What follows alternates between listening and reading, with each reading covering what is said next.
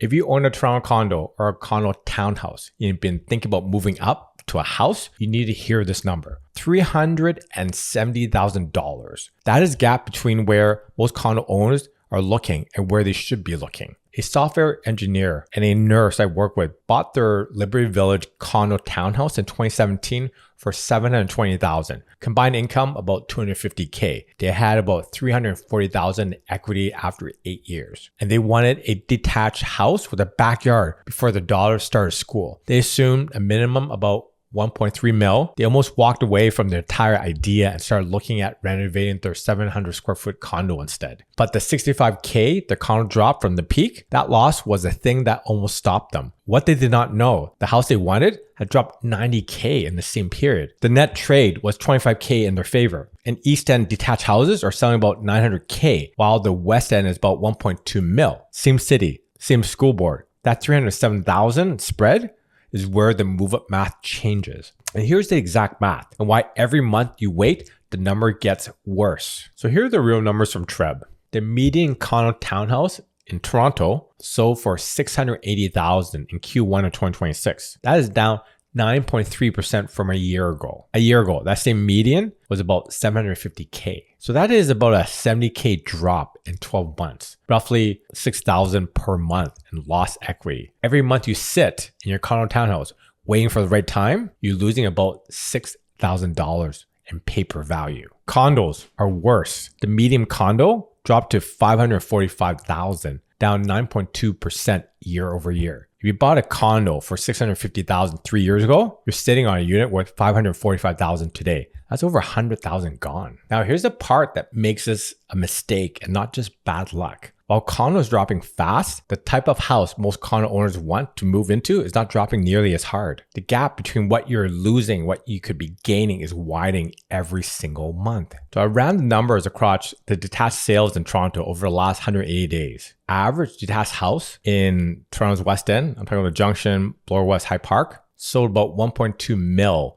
in the last 6 months. The average detached house in Toronto's East End, I'm talking about Birchcliff, Cliffside, Wexford, Clearly, sold for $887,000. That was a neighborhood I mentioned recently, where you could get detached houses for cheap. So that's $307,000. Same city, same TC access, same school boards, same property tax rate. So most move-up buyers I talked to assume you need about 1.2 to 1.4 mil to buy a detached house in Toronto. That's true if you're looking at the West End. But in the East End, you get a detached house with a backyard, garage, 3 or 4 bedrooms for about $900K. So here's why it matters if you're a condo owner. If you own a condo townhouse worth, let's say $680,000, you have about $340,000 equity. You need a $547 mortgage for a $900,000 East End house. On a combined income of, let's say, $245,000, that is straightforward at the current stress test rate. Your broker will qualify you for well over $1 million.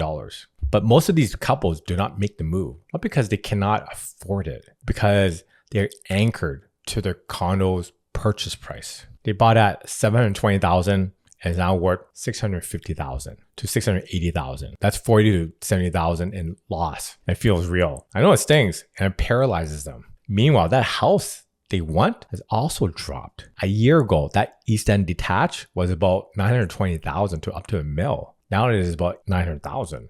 That is a $33,000 discount on the buy side. The condo dropped $70,000, but the house dropped $33,000. Net trade advantage, you're $37,000 worse off.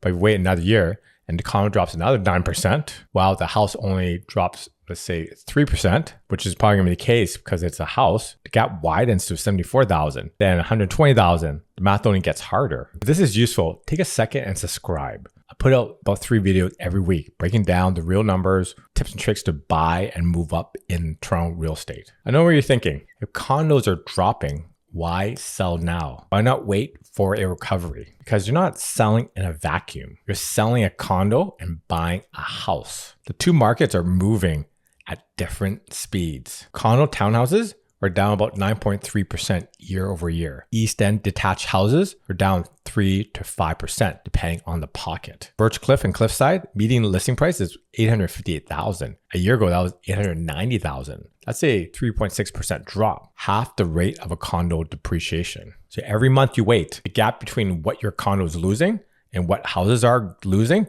gets wider. You're bleeding faster on the sell side than you're saving on the buy side. On top of that, the Bank of Canada policy rate sits at 2.25%. Fixed rates are about 4%. 6 months ago, you're looking at 4.5% or higher. A rate hold today locks in a rate for 90 to 120 days at no cost. And inventory. TRREB shows months of inventory for condo townhouses at 4.8 months. Highest in a decade. The mortgage renewal wave is pushing more sellers into the market. More listings means more choices for buyers, more negotiating power, less competition on the buy side. So if you're a condo owner in Toronto with 200 to 400K in equity and combined income well above 200,000, here are the 3 steps that separate the people who capture this window from the people who watch $300,000 slip away. Step 1, know your real equity. Not what you paid, not what your neighbor sold for 2 years ago. Know what your condo would sell for today. Look at the last 3 comparable sales in your building. Subtract your mortgage balance. Subtract selling costs, usually realtor fees and whatnot. That number is your real usable equity. For most condo townhouse owners who bought between 2015 and 2019, that number somewhere between 280 to 400K. That is enough for a 30 to 40% down payment on an East End detached house or a 25% down payment on a West End semi.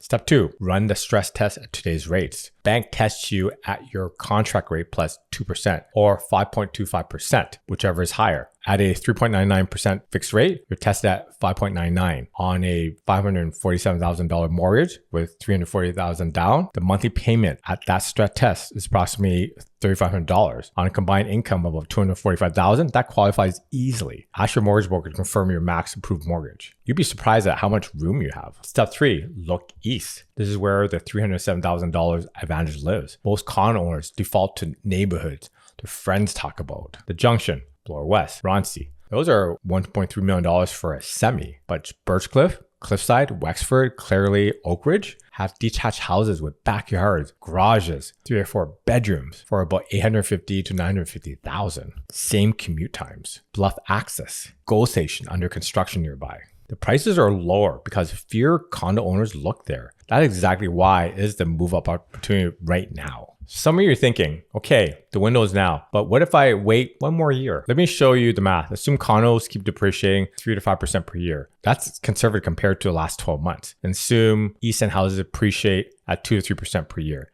which is their long-term trend. Wait 1 year, your gap grows by $35,000. Your condo drops while houses gain. Wait 2 years, the gap is $78,000. 3 years, $130,000. 5 years, the gap widens to $245,000. And while you wait, you're paying condo fees that go up every year, $600 to $900 per month with zero equity return. Over 5 years, that's $36,000 to $54,000 in fees that built nothing. A mortgage on a house, the same payment is building equity. The couples who get this right are not waiting for the perfect moment. They're moving while rates are under 4%, while inventory is high, while the trade gap still works in their favor. The couple I mentioned, the engineer and the nurse near Liberty Village, they made the move. They sold their condo townhouse for $668,000, used $335,000 equity as a down payment, bought a detached bungalow in Birchcliff Cliffside for about $880,000. 3 bedrooms, backyard, garage. The mortgage is about $544,000. Monthly payments at 3.94%